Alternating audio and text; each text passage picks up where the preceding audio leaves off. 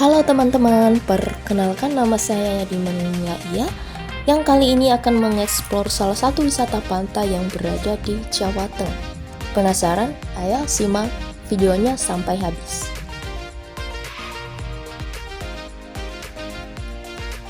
Ini dia Pantai Kartini yang dikenal dengan ikonik kura-kura raksasa. Pantai Kartini ini terletak di Desa Bulu, Jepara, Jawa Tengah, yang merupakan destinasi wisata pantai populer yang menawarkan berbagai daya tarik bagi wisatawan. Pantai Kartini ini memiliki nilai sejarah yang cukup kuat karena konon pernah dikunjungi oleh Raden Ajeng Kartini, pahlawan nasional Indonesia. Nama pantai ini pun diambil dari nama beliau. Selain itu, Pantai Kartini juga memiliki tradisi budaya yang unik, yaitu Lomban. Lomban adalah acara budaya masyarakat Jepara yang berlangsung selama 1 hari pada tanggal 8 Syawal atau seminggu setelah Hari Raya Idul Fitri. Nah, tentu nih dalam mendirikan usaha pariwisata selalu didasari dengan peraturan perundangan sebagaimana diatur di dalam Undang-Undang Dasar Nomor 10 Tahun 2009. Terdapat 2 produk perundang-undangan yang menjadi dasar penyelenggara dan pengelolaan potensi wisata Pantai Kartini, Jepara, Jawa Tengah, yaitu 1. Peraturan Pemerintah Nomor 32 Tahun 2019 mengatur tentang izin lokasi perairan termasuk pemanfaatan untuk kegiatan wisata bahari dan perlindungan ekosistem pesisir. Kedua yaitu Peraturan Daerah atau Perda Kabupaten Jepara. Pemerintah Kabupaten Jepara memiliki kewenangan untuk membuat peraturan daerah yang mengatur tentang pengelolaan potensi wisata di wilayahnya, termasuk Pantai Kartini. Perda ini dapat mengatur tentang tata ruang, pengelolaan lingkungan, dan penyelenggaraan usaha pariwisata di Pantai Kartini. Berbicara tentang laut atau pantai, pasti penasaran apa saja ekosistem di dalam. Ekosistem Pantai Kartini pertama yaitu Pantai Landai. Pantai Kartini memiliki garis pantai yang landai dengan pasir putih yang lembut, ideal untuk berjemur, bermain pasir, dan aktivitas rekreasi pantai lainnya. Kedua, terdapat air laut yang begitu jernih. Air laut di Pantai Kartini umumnya jernih, memungkinkan wisatawan untuk menikmati pemandangan bawah laut dan aktivitas snorkeling atau menyelam. Ketiga, vegetasi pantai. Vegetasi pantai yang tumbuh di sekitar Pantai Kartini seperti pohon kelapa dan cemara memberikan keteduhan dan keindahan estetika pada setiap pengunjung. Keempat ialah Pulau Panjang. Pulau Panjang terletak di seberang Pantai Kartini ini merupakan bagian dari ekosistem pantai yang menawarkan keindahan alam yang masih asri. Terdapat juga keunggulan ekosistem kelautan yang di dalamnya salah satu yaitu Taman Laut Nasional Karimunjawa. Pantai Kartini ini menjadi jalur transportasi laut menuju Taman Laut Nasional Karimunjawa yang terkenal dengan keindahan terumbu karang dan biota laut lainnya. Kedua yaitu penangkaran kura-kura. Terdapat tempat penangkaran kura-kura di sekitar Pantai Kartini yang menjadi daya tarik tambahan bagi wisatawan, terutama anak-anak, untuk belajar tentang satwa laut. Ketiga, pemandian. Pantai Kartini ini juga dikenal sebagai pemandian karena air lautnya diyakini memiliki khasiat untuk menyembuhkan penyakit rematik dan gatal-gatal. Keunikan Pantai Kartini dari pantai-pantai lainnya memiliki Pulau Panjang yang keberadaan Pulau Panjang ini dapat diakses dengan perahu wisata menjadi keunikan tersendiri bagi Pantai Kartini. Pulau ini menawarkan keindahan alam yang berbeda dengan pantai utama dan memiliki nilai sejarah dan religi. Kedua ada tradisi Lomban. Pantai Kartini memiliki tradisi budaya unik yaitu Lomban yang hanya ada di Jepara. Lomban adalah acara budaya yang berlangsung selama 1 hari pada tanggal 8 Syawal atau seminggu setelah Hari Raya Idul Fitri. Ketiga, pemandian. Kepercayaan masyarakat tentang khasiat air laut Pantai Kartini untuk menyembuhkan penyakit menjadikan pantai ini unik dan menarik bagi wisatawan yang mencari pengobatan alternatif. Keunggulan ekosistem pantai dan keunikan Pantai Kartini disebut-sebut ada di keindahan alamnya. Pantai Kartini menawarkan keindahan alam yang memikat dengan pantai berpasir putih, air laut yang jernih, dan pemandangan laut yang menawan. Pantai Kartini memiliki fasilitas yang cukup lengkap, termasuk wahana bermain anak, kios souvenir, tempat kuliner, dan berbagai wahana lainnya. Tidak hanya itu, di Pantai Kartini kita juga dapat melakukan berbagai aktivitas seperti berjemur di gazebo, camping, berenang, menyeberang ke Pulau Panjang, dan bermain wahana.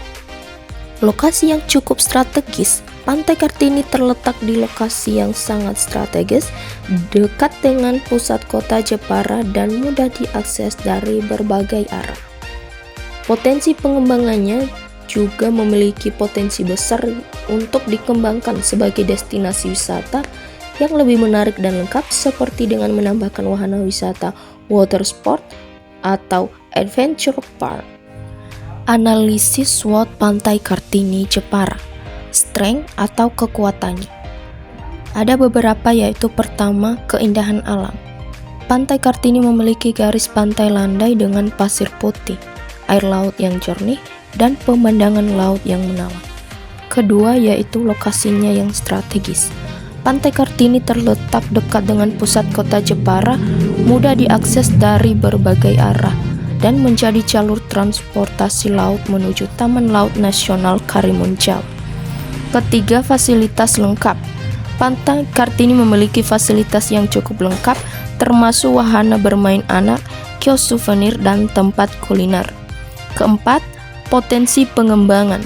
Pantai Kartini memiliki potensi besar untuk dikembangkan sebagai destinasi wisata yang lebih menarik dan lengkap, seperti dengan menambahkan wahana wisata water sport atau adventure park. Kelima, tradisi Lomban. Tradisi budaya unik Lomban yang hanya ada di Jepara menjadi daya tarik tambahan bagi wisatawan. Keenam, pemandian. Kepercayaan masyarakat tentang khasiat air laut Pantai Kartini untuk menyembuhkan penyakit menjadikan pantai ini unik dan menarik bagi wisatawan yang mencari pengobatan alternatif. Weaknesses atau kelemahan. Pertama, kurangnya promosi. Promosi wisata Pantai Kartini masih kurang efektif, sehingga belum banyak wisatawan yang mengenal dan berkunjung. Kedua, fasilitas yang belum memadai. Beberapa fasilitas di Pantai Kartini masih perlu ditingkatkan, seperti toilet, tempat ibadah, dan penginapan. Ketiga, keterbatasan akses. Akses menuju Pulau Panjang masih terbatas, sehingga belum banyak wisatawan yang dapat menikmati keindahan alam. Keempat, kurangnya diversifikasi produk wisata.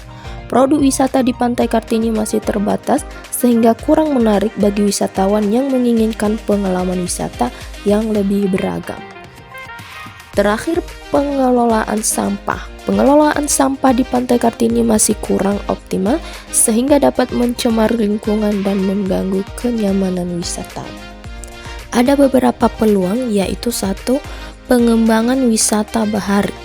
Pengembangan wisata bahari di Pantai Kartini seperti snorkeling, diving, dan water sport dapat menarik wisatawan yang menginginkan pengalaman wisata yang lebih menantang. Kedua, pengembangan wisata budaya. Pengembangan wisata budaya seperti festival Lomban dan wisata sejarah di Pulau Panjang dapat menarik wisatawan yang tertarik dengan budaya lokal. Ketiga, kerjasama dengan investor. Kerjasama dengan investor dapat membantu meningkatkan fasilitas dan infrastruktur di Pantai Kartini. Keempat, peningkatan promosi. Peningkatan promosi wisata Pantai Kartini melalui berbagai media seperti internet, Media sosial dan media cetak dapat menarik lebih banyak wisatawan. Kelima yaitu pengembangan desa wisata.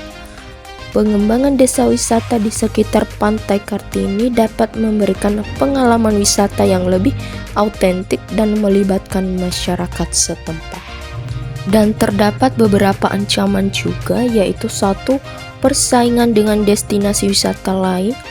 Pantai Kartini menghadapi persaingan dengan destinasi wisata lain di Jawa Tengah seperti Karimun Jawa dan Pantai Bandengan. Kedua yaitu bencana alam.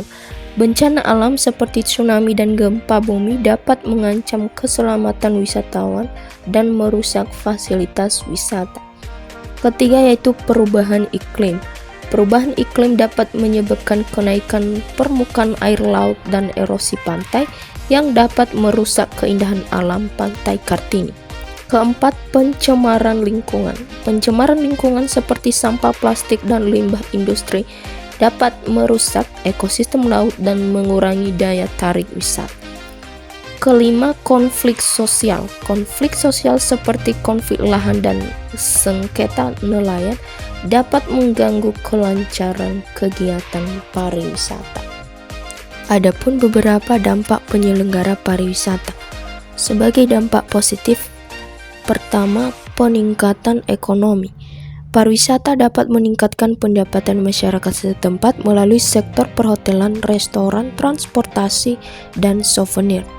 Kedua, penciptaan lapangan kerja. Pariwisata dapat menciptakan lapangan kerja baru di berbagai sektor seperti pariwisata, perhotelan, dan kuliner. Ketiga, pengembangan infrastruktur. Pengembangan pariwisata dapat mendorong pembangunan infrastruktur seperti jalan, listrik, dan air bersih. Keempat, peningkatan kualitas hidup. Pariwisata dapat meningkatkan kualitas hidup masyarakat setempat melalui akses terhadap pendidikan, kesehatan, dan ekonomi. Terakhir, pelestarian budaya. Pariwisata dapat membantu melestarikan budaya lokal seperti tradisi Lomban melalui atraksi wisata dan edukasi. Sebagai dampak negatifnya, satu, kerusakan lingkungan. Peningkatan kunjungan wisatawan dapat menyebabkan kerusakan lingkungan seperti pencemaran laut, erosi pantai, dan kerusakan terumbu karang. Kedua yaitu konflik sosial. Pengembangan pariwisata dapat memicu konflik sosial seperti konflik lahan dan sengketa nelayan. Ketiga, ketergantungan ekonomi. Ketergantungan ekonomi pada sektor pariwisata dapat membuat daerah rentan terhadap fluktuasi ekonomi global. Keempat, eksploitasi budaya. Eksploitasi budaya lokal dapat terjadi jika pariwisata tidak dikelola dengan baik dan tidak melibatkan masyarakat setempat. Kelima yaitu kehilangan keaslian. Keaslian budaya dan lingkungan dapat terkikis akibat komersialisasi pariwisata. Ada beberapa rekomendasi dalam mengembangkan wisata Pantai Kartini, yaitu pertama, pengembangan produk wisata. Diversifikasi produk wisata di Pantai Kartini seperti wisata bahari, wisata budaya, dan wisata sejarah dapat menarik lebih banyak wisatawan. Kedua, peningkatan fasilitas. Peningkatan fasilitas di Pantai Kartini seperti toilet, tempat ibadah, dan penginapan dapat meningkatkan kenyamanan wisatawan. Ketiga, pengelolaan sampah. Pengelolaan sampah di Pantai Kartini harus ditingkatkan untuk menjaga kebersihan dan keindahan lingkungan. Keempat, promosi dan pemasaran. Promosi dan pemasaran wisata Pantai Kartini harus ditingkatkan melalui berbagai media seperti internet, media sosial, dan media cetak. Kelima, kerjasama dengan investor. Kerjasama dengan investor dapat membantu meningkatkan fasilitas dan infrastruktur di Pantai Kartini. Keenam, pengembangan desa wisata. Pengembangan desa wisata di sekitar Pantai Kartini dapat memberikan pengalaman wisata yang lebih autentik dan melibatkan masyarakat setempat. Ketujuh, peningkatan kesadaran lingkungan. Peningkatan kesadaran lingkungan bagi wisatawan dan masyarakat setempat dapat membantu menjaga kelestarian lingkungan di Pantai Kartini. Terakhir, pengelolaan pariwisata yang berkelanjutan. Pengelolaan pariwisata yang berkelanjutan dapat membantu meminimalkan dampak negatif pariwisata dan memastikan keberlanjutan destinasi wisata. Sebagai kesimpulan, Pantai Kartini memiliki potensi besar sebagai destinasi wisata, namun juga menghadapi beberapa kelemahan dan ancaman. Dengan melakukan analisis SWOT dan menerapkan rekomendasi yang tepat, Pantai Kartini dapat menjadi destinasi wisata yang lebih menarik, berkelanjutan, dan memberikan manfaat bagi masyarakat setempat. Oke, sampai sini. Thank you for watching.